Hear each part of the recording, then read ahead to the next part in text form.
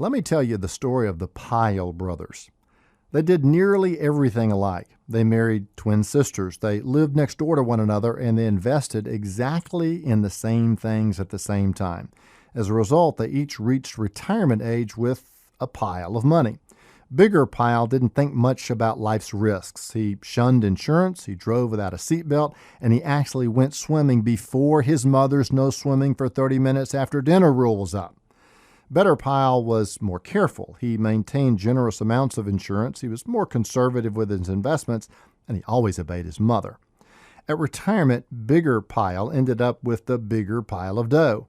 And what's more, he gloated to Better that he was now self-insured, having no need for any of his term life insurance.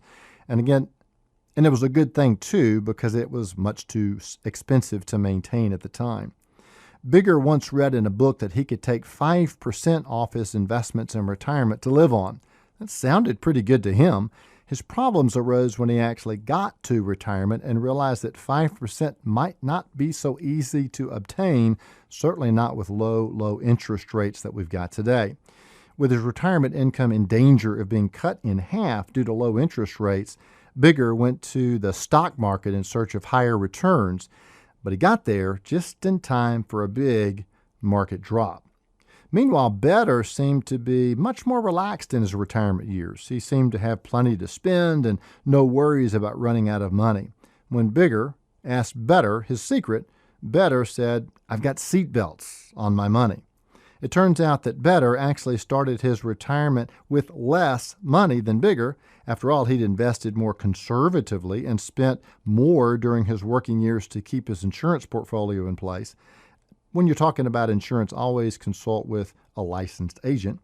Part of his insurance portfolio was coverage to replace wealth in case he lived too long or died too soon, so he's able to spend his slightly smaller pile of money faster, knowing that there's a safety net in place to replace it. At the end of the day, Better has more money to actually spend and enjoy than Bigger. Bigger found out at retirement what Better knew all the way. Skipping the benefits can ultimately be very, very expensive. So remember, don't just aim for more wealth, aim for better wealth by balancing wealth with benefits. Offering you wisdom on wealth, I'm Byron Moore.